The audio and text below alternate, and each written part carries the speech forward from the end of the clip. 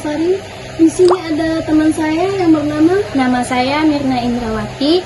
Kami dari kelas 11 TJKT 2.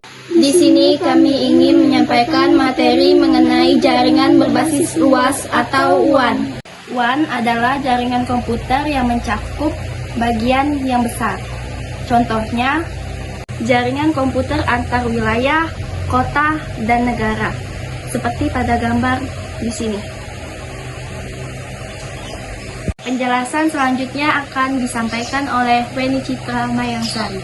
WAN digunakan untuk menghubungkan jaringan area lokal WAN yang satu dengan yang jaringan yang lain.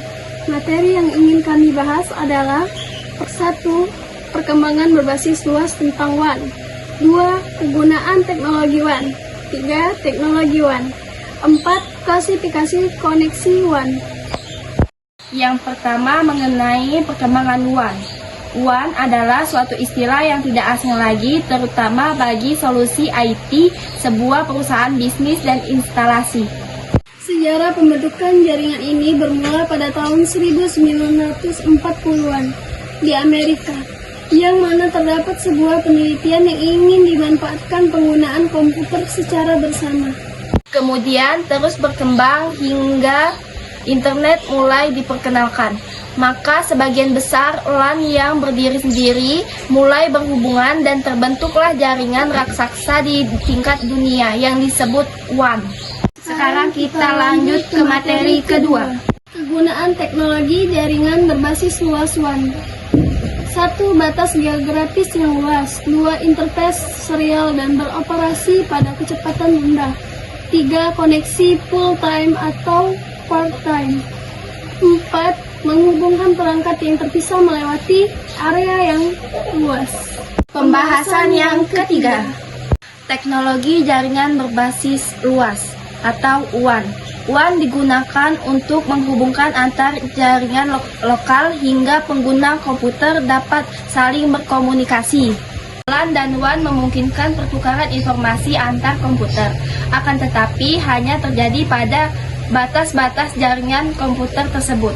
Pembahasan yang keempat. 1. Packet switching.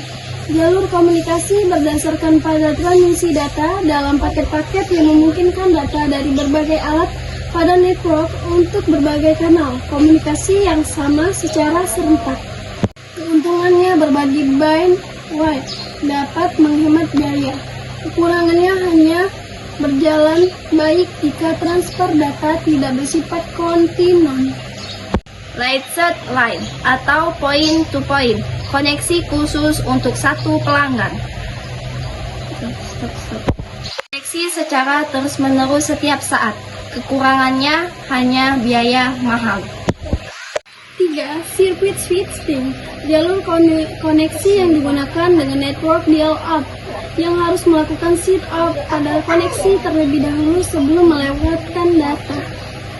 Contohnya adalah panggilan telepon atau mampu memberikan koneksi secara terus-menerus namun hanya sementara waktu saja dan tentunya memerlukan biaya yang mahal.